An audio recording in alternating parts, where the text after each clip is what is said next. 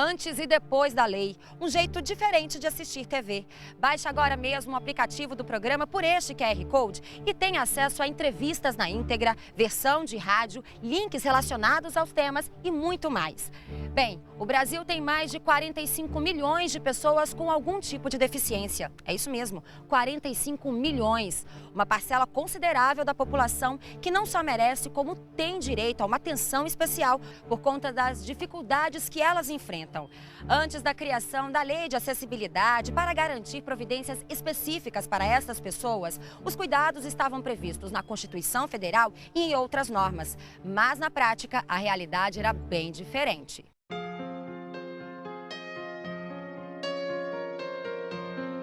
Uma vida com limitação, seja visual, auditiva, física ou mental, mas nada disso retira da pessoa com deficiência os direitos, entre eles a cidadania. Desequilibrei, né? Caiu de cara no banco de areia. Aí daí a gente sente logo o corpo todo adormecer. E aí a fisioterapia é fundamental. Mas quando você recebeu a notícia de que estava tetraplégico e de que ia passar o resto da vida numa cadeira de rodas, como é que você recebeu essa notícia? Mas a gente não tem como dimensionar, assim, porque quando a gente vai, aos poucos vai percebendo que alguma coisa está errado, né? E você teve esse processo de adaptação, foi difícil, você passou pelo luto? Passei, não tem quem não passe, né? O pessoal tem agora como passar, porque chora, 16 anos, né? Começando a adolescência, é muito difícil, a gente chora muito, muito desesperador, assim, acordar de manhã sem conseguir se mexer. Naquela época, o Brasil ainda não tinha uma lei específica para garantir a acessibilidade dos deficientes. Na década de 80, era muito difícil ser cadeirante? Ainda é, mas ali era mais. É bem mais difícil. Para voltar a estudar mesmo, muitas escolas, né, primeiro não tem, né, o pessoal não tem adaptação, não tinha acesso. As escolas era muito complicado, muita escada, ou banheiro, ou a sala de aula. Então a dificuldade de encontrar uma escola que minimamente tivesse uma condição da cadeira de roda entrar num banheiro ou entrar na sala de aula, aí demora. E isso, quanto mais, é constrangedor, né? Tu vai para um lugar querendo estudar e não, vai recebendo não.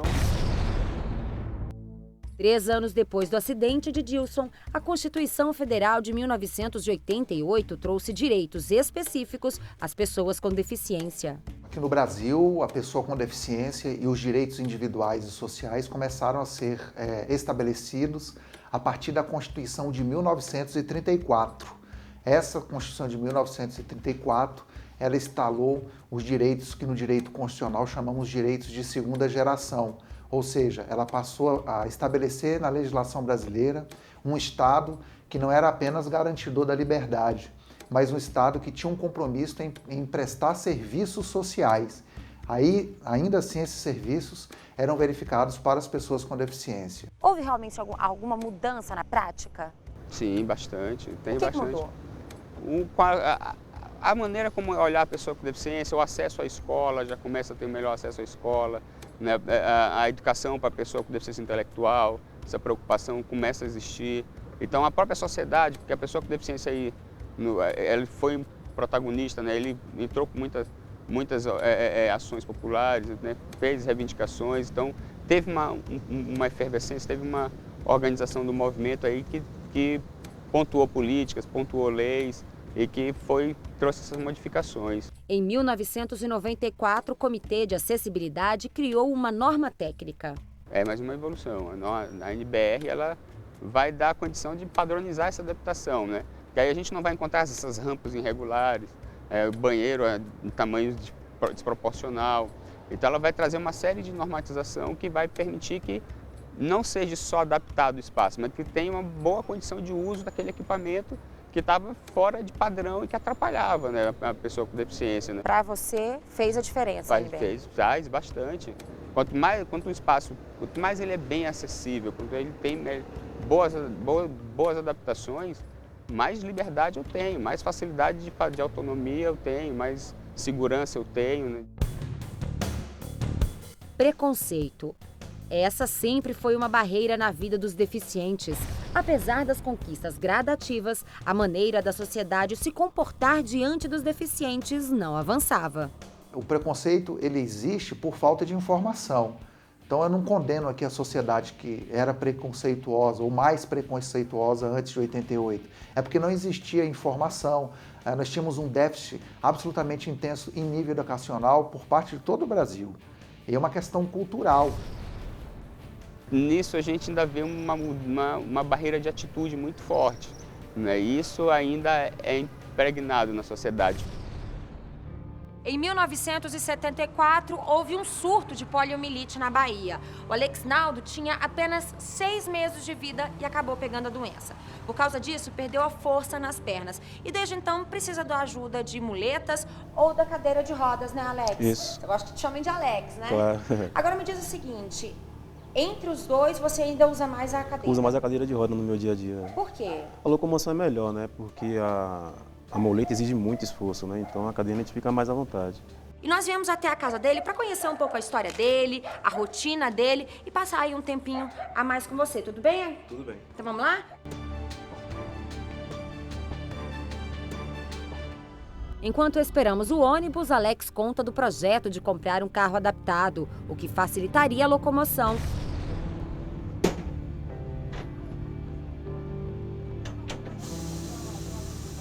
De acordo com o motorista, a sujeira acumulada no elevador seria culpada pelo problema. Enquanto o cobrador tentava resolver, Alex permaneceu calado, com aparência de preocupado. Depois de um tempo, finalmente o aparelho funciona e Alex consegue embarcar. Demorou, mas deu certo. Já na calçada, Alex segue e encontra alguns obstáculos. Não tem rampa, é complicado aqui, porque no caso uma pessoa que não tem a agilidade que eu tenho já fica complicado, né? E vai ter que precisar da ajuda de outras pessoas. Né? O mundo está se adaptando às pessoas com necessidades, né? Com deficiência. Exatamente, muita coisa mudou sim. Muita coisa tem que melhorar ainda, mas tem entidades aqui que correm atrás, que brigam pelos nossos direitos, entendeu? Isso faz toda a diferença. Faz toda a diferença, com certeza.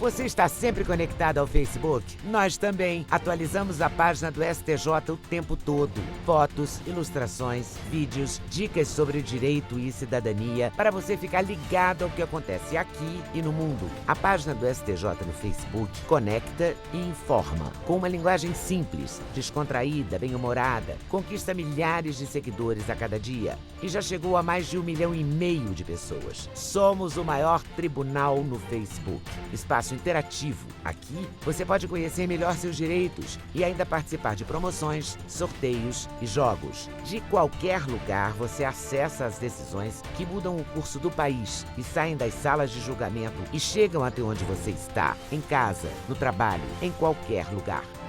Acesse facebook.com/STJ Notícias. Superior Tribunal de Justiça, o Tribunal da Cidadania.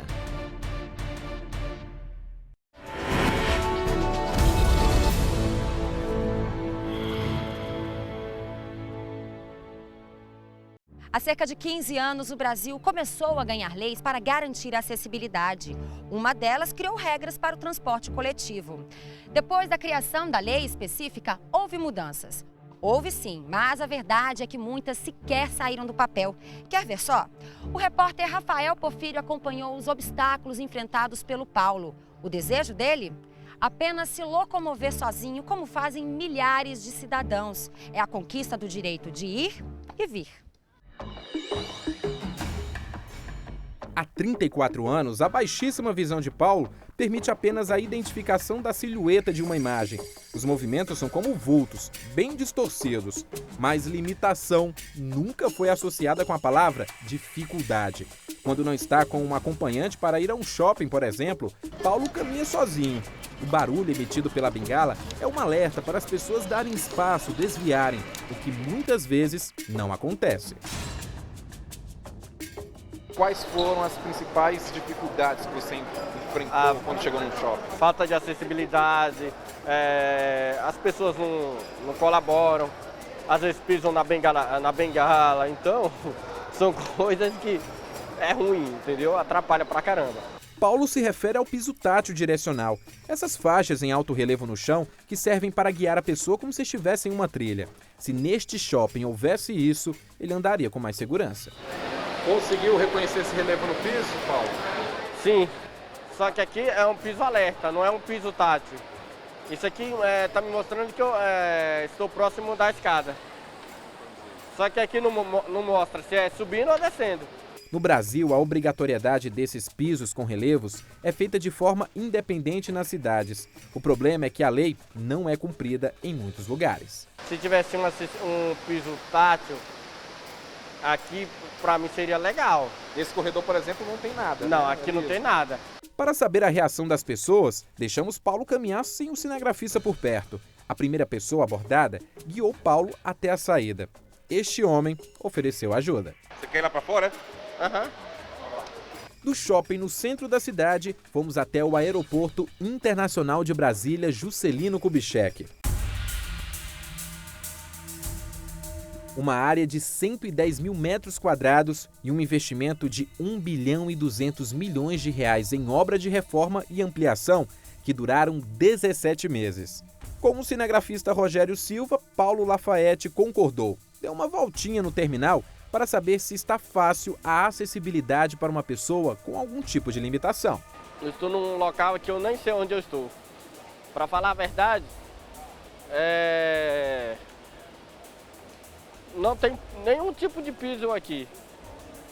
Eu teria que parar para eu perguntar a alguém aonde tem um balcão de informações para que eu possa me direcionar melhor.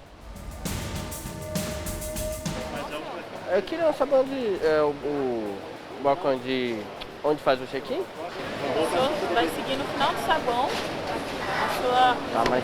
pelas suas costas, ok? Você vai virando à sua direita, final do saguão, nas faixas vermelhas. Tá, mas aqui não tem nenhum piso direcional, e aí? Ao perceber a limitação de Paulo, uma outra atendente se oferece a guiá-lo até o local desejado. Eu tô aqui à sua esquerda, o senhor vai seguir... Pega pelo braço? Pega no braço. Vai fazer só o check-in? Aham. Agora, Paulo, que situação? Como é que você vai enxergar um piso vermelho? Parece até piada, viu? Não tem lógica, porque eu não enxergo nada. Aí a pessoa chega pra você e fala o seguinte, segue o piso vermelho. Que é essa uma listra palhaçada. vermelha, né? No chão, como vocês estão vendo aí, o cinegrafista Rogério está mostrando. Para você, tem que ser um piso tátil. Sim. No Brasil, mais de 45 milhões de pessoas declararam ter alguma deficiência, segundo dados do último censo do IBGE. O número representa 23,9% da população. Para facilitar o dia a dia, nos últimos 14 anos, têm sido criadas legislações para garantir a acessibilidade. A primeira foi a Lei 10.048 de 2000, que estabeleceu a reserva de assentos nos transportes coletivos.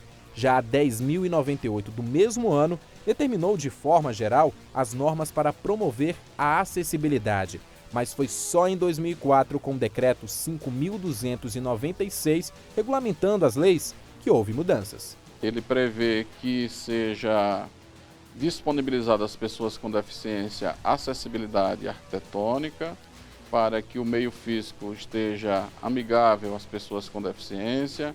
Enfim, é o começo de boas práticas no ponto da acessibilidade no país. Mas será que as exigências são cumpridas? Para saber, levamos um agente de fiscalização de Brasília a um dos cartões postais da capital, a Torre de TV. Até 2013, chegar lá em cima não era tão simples não. Com a reforma que custou cerca de 12 milhões de reais, escadas rolantes e elevadores. Então esse daqui que é o piso adequado, né, Sandro? Sim. Deveria estar lá embaixo. Exatamente. É o piso já placas de concreto, totalmente regular, sem desníveis, não causa trepidação, antiderrapante, não trava a bengala. O único problema é que a pessoa com deficiência visual, por exemplo, pode ficar perdida pelo fato de não existir o piso tátil direcional da escada até o monumento. Você acha que se tivesse mais conscientização, tanto dos órgãos públicos quanto das empresas privadas, essa questão de acessibilidade não ficaria mais viável, mais fácil? Sim, com certeza. À medida que a pessoa se sensibiliza, sabe o que tem que ser feito, né? E como fazer para garantir a acessibilidade, não só a pessoa com deficiência, mas a acessibilidade facilita a vida de todo mundo, né? Todo pedestre, com ou sem deficiência. O artigo 25 do Decreto de 2004 assegura, no mínimo, uma vaga em locais próximos à entrada principal ou ao elevador, de fácil acesso à circulação de pedestres. Os carros estacionados devem ter um selo fixado no retrovisor. Para isso, a pessoa precisa passar por uma perícia do Detran. Tudo isso facilita a fiscalização dos agentes de trânsito e evita que a vaga seja ocupada por pessoas não permitidas. É uma infração leve, onde a pessoa acaba pagando uma multa de R$ 54,21 e recebendo 3 pontos na carteira. Por ser uma infração leve, infelizmente muitos condutores não respeitam essas vagas regulamentadas, fazendo com que portadores de mobilidade reduzida, o idoso, o deficiente, acabem tendo que andar um pouco mais para conseguir chegar onde eles pretendem chegar. Antes mesmo dessa lei de acessibilidade, lá em 1995, foi criada outra, a 8.989, que permite descontos a pessoas com deficiência física ou doenças graves na compra de veículos. A isenção é do pagamento do IPI, do Imposto sobre Produtos Industrializados, do ICMS, Imposto sobre Circulação de Mercadorias e Serviços, e do IPVA, Imposto sobre Propriedade de Veículos Automotores. Por causa da má formação em uma das mãos, Priscila conseguiu o benefício neste carro, todo automático. A vinda do veículo, caso ela queira, pode ser para a pessoa que não tem limitação. Neste caso, o preço vai ser o de mercado e o comprador também paga IPVA. Mas e quando a pessoa não tem condições de dirigir? Outra pessoa pode facilitar esse acesso? Você tem a possibilidade de comprar carros para deficientes visuais, você tem a possibilidade de comprar carros adaptados para pessoas idosas, que não necessariamente são as condutoras, mas quando o carro for para o condutor principal, como era o meu caso, aí eu precisaria apresentar essas informações que eu te falei, que é o laudo do Detran, a carteira de habilitação adaptada, enfim. Você achou o processo burocrático. O que você acha que precisaria ser feito para diminuir essa burocracia no seu caso e no caso de pessoas também que precisam dessa acessibilidade? Talvez uma análise um pouco mais célere ou a exigência de menos documentos, né? Porque às vezes você apresenta várias vezes o mesmo documento, como é o mesmo órgão trabalhando nas duas frentes, talvez pudesse ser uma coisa conjunta, um parecer conjunto, uma análise conjunta, talvez facilitaria. O que é preciso ser feito ainda para as empresas, os órgãos públicos e até o próprio STJ precisa fazer para garantir ainda mais a acessibilidade a portadores de deficiência? Tornar cada vez mais efetiva e eficaz a lei. Isto só alcançaremos com uma consciência coletiva, com uma educação que deve começar desde o jardim de infância, né? E que passe por todos os graus e que a sociedade se congregue através dos seus clubes de serviço, através das suas agências sociais, né? Através da imprensa. Tenho absoluta certeza que o que acontece comigo, acontece com você, acontece com qualquer outro cidadão, quando vê um deficiente, quando vê um hipossuficiente tendo o seu direito negado, tendo a sua cidadania diminuída, tendo a sua dignidade de ser humano maltratada. Então, na justiça seria diminuir um pouco a burocracia? Exatamente, acelerar os processos.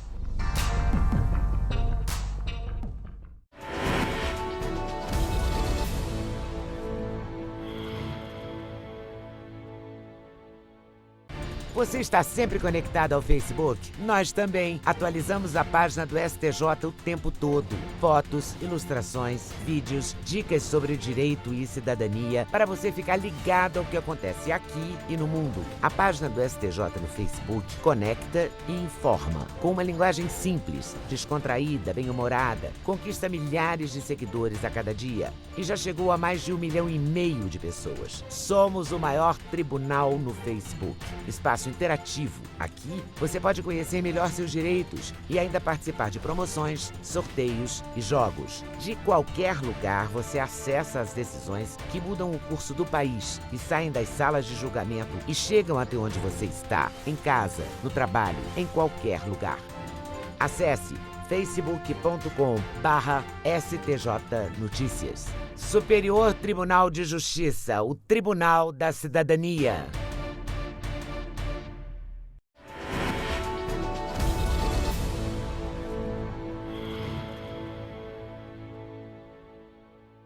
Em 1999, entra em vigor um decreto para obrigar os órgãos federais a promover adaptações de acessibilidade. São medidas para garantir que as pessoas com deficiência possam transitar sem dificuldades pelos órgãos públicos. O que a sociedade precisa ver é que eu, com a minha limitação, sou produtivo e só preciso me adaptar à situação específica ali, para que realmente eu venha produzir.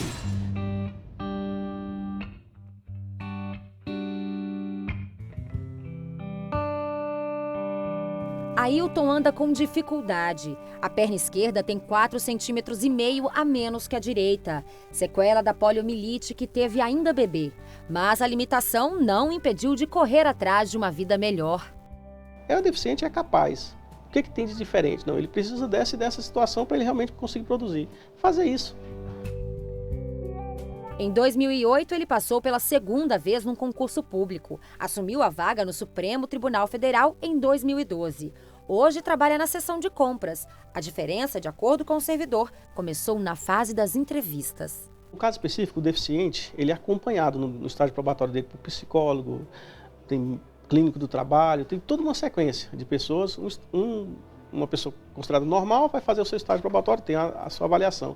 E o deficiente tem toda uma sequência de coisas que acontecem, né? Então tem uma equipe realmente funcional para isso. Quando Ailton ingressou no STF, ele já encontrou o tribunal adaptado para receber as pessoas com deficiência. Com a regulamentação do acesso ao deficiente prevista no decreto número 3.298 de 1999, os órgãos públicos viram a necessidade de fazer adaptações e mudanças para receber os deficientes. Muitos criaram grupos e projetos para analisar as adaptações necessárias. Foi o que aconteceu no Supremo Tribunal Federal. O programa começou em 2000 em razão da chegada de um número grande de servidores com deficiência do concurso de 2000. Então, para o tribunal estar preparado, ter as suas instalações físicas adaptadas, termos o espaço social de convivência com as pessoas com deficiência, foi necessário que nós, profissionais, nos instrumentalizasse, conhecêssemos a legislação e preparássemos o tribunal para receber essas pessoas. As primeiras obras que envolveram conceitos de acessibilidade foram a construção do anexo 2 e a reforma do anexo 1. Elas basicamente foram no sentido de ter um banheiro acessível. Elas envolveram basicamente esse aspecto, algumas coisas de rampa, uma acessibilidade macro, vamos dizer assim.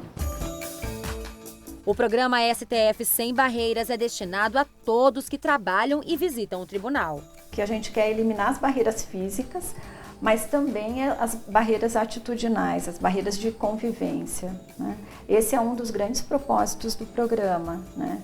É o respeito à diversidade humana, o respeito às diferenças. Os primeiros deficientes tiveram que ter paciência. Márcio, que trabalha na mesma seção que Ailton, também teve pólio e manca. Ele passou no primeiro concurso com reserva de cotas do STF em 2000. Por ter feito o concurso por cotas, né, através de cotas, eu acho que eu estava mais ou menos preparado, mas ainda não estava do jeito que está na atualidade. Melhorou muito, mas é tal coisa. Se puder melhorar mais, é melhor, né? É você se sentir acolhido, né, realmente, e útil para a sociedade. Que na verdade é a história de você se manter, né? Você observar, quando a lei da natureza o mais forte sobressai, sempre. E aí, se você se olha dessa forma, uma pessoa com deficiência é uma pessoa mais fraca, né? E quando você tem essa oportunidade de provar que você não é uma pessoa fraca, que você é capaz como qualquer um outro, isso faz muita diferença na vida. Aqui no STJ, o programa Semear Inclusão vem trabalhando para promover o amplo acesso das pessoas que trabalham ou visitam o tribunal aos produtos, serviços e instalações. A Simone é a coordenadora do programa, que já tem 10 anos. De onde surgiu a ideia do Semear Inclusão, Simone? Há uma necessidade no país inteiro da gente adaptar e gerar acessibilidade para as pessoas com deficiência. Durante muito tempo elas não eram incluídas na sociedade, né? Mas de alguns anos para cá, você consegue perceber realmente na sociedade, nas organizações, nas instituições privadas também, esse interesse e esse foco mesmo das organizações para apoiar as pessoas com deficiência e gerar para elas mais autonomia. Hoje, o Superior Tribunal de Justiça tem 57 servidores com algum tipo de deficiência. Além disso, 180 funcionários têm limitação auditiva. Eles trabalham no setor de digitalização de processos, junto com outras 11 pessoas com síndrome de Down. Isso que a gente está contando, assim, das pessoas que estão dentro do tribunal. Só que fora do tribunal nós temos mais de 24 milhões de brasileiros com algum tipo de deficiência. Mais de 1.000 advogados na OAB com deficiência visual. O objetivo é realmente tornar o dependente independente aqui dentro do STJ? Exatamente, porque o conceito inclusive mudou da dependência. Se você tem um meio que não é acessível, o meio é deficiente, não a pessoa. Antes e depois da lei, aqui você acompanha os direitos e deveres do cidadão brasileiro, os passos da justiça e as decisões que mudaram histórias de vida. A gente tem um encontro marcado na semana que vem, com mais uma lei que faz a diferença na vida do cidadão brasileiro. Enquanto isso, você pode participar mandando a sugestão de algum tema que gostaria de ver aqui no programa. O endereço, antes e depois da lei, @stj.jus.br. Não se esqueça que a sua participação é muito importante para nós. Eu fico por aqui, obrigada pela companhia e até a próxima.